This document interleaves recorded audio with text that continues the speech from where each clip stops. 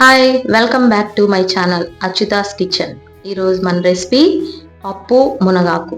దానికి కావలసిన ఇంగ్రీడియంట్స్ చెప్తాను చూడండి. ఫస్ట్ ఒక చిన్న కప్పు కందిపప్పు, కొంచెం పచ్చిమిర్చి, ఒక ఎర్రగడ్డ, 2 టమాటాలు, కొంచెం కొత్తిమీర, ఒక చిన్న సైజు నిమ్మకాయ సైజు చింతపండు, కొంచెం చిన్నుల్లిపాయలు. వీటన్నిటితో పాటు మునగాకు తీసుకుందామండి. మెయిన్ కావాల్సింది మనకు మునగాకు కాబట్టి మునగాకు తీసుకుందాం. ఇదిగో చూడండి, 1 కప్పు. నెక్స్ట్ ప్రాసెస్లోకి వెళ్దాము. కుక్కర్ తీసుకొని, నేను ఈజీ ప్రాసెస్ చెప్తున్నానండి. కుక్కర్లో పప్పును వండుకుందాము. కుక్కర్ తీసుకొని పప్పు వేసుకొని ఇప్పుడు వాటర్ వేసుకొని నీట్గా క్లీన్ చేసుకుందామండి. ఓకే అండి, కందిపప్పుని నీట్గా క్లీన్ చేసి తీసుకొచ్చాను. దీంట్లో ఫస్ట్ 1 గ్లాస్ వాటర్ పోసుకోవాలి. ఆ తర్వాత మునగాకు వేసుకోవాలి.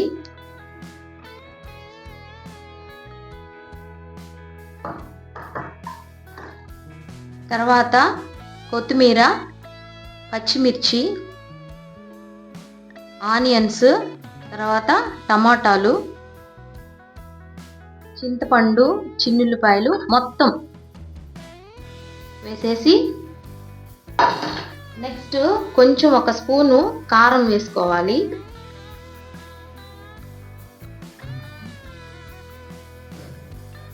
తర్వాత 1 స్పూను పసుపు, కొంచెము ఆయిల్ వేసుకోవాలి. 1 స్పూన్ ఆయిల్ వేసుకోవాలి. ఎందుకంటే కుక్కరు మూత పెట్టినప్పుడు మనకి పైన పొంగిపోకుండా ఉండటానికి ఒక చిన్న చిట్కా అనేది. నెక్స్ట్ 1 స్పూను జీరా వేసుకోవాలండి. వీటన్నిటిని జస్ట్ కొంచెం అలా కలిపేసేసి ఇంకా మనము కుక్కర్ మూత పెట్టేసేసుకోవటమేనండి. ఓకే, స్టవ్ ఆన్ చేసుకుందామండి.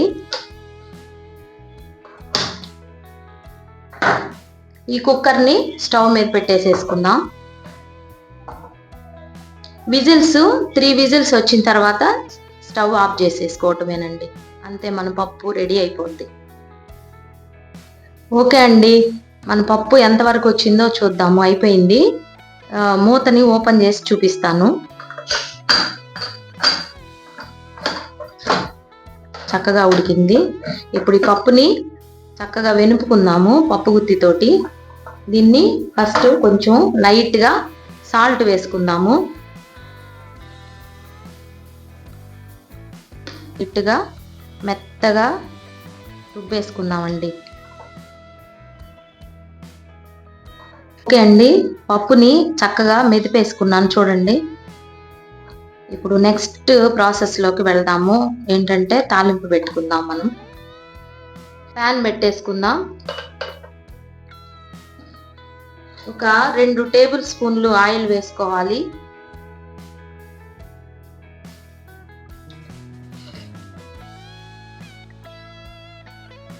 కొంచెం ఆయిల్ కొంచెం కాగనివ్వాలి.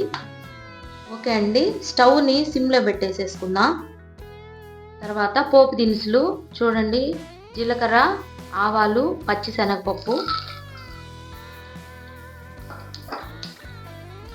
కొంచెం నేను ఇక్కడ పొట్టు మినపప్పు తీసుకుంటున్నానండి టేస్ట్ కోసం.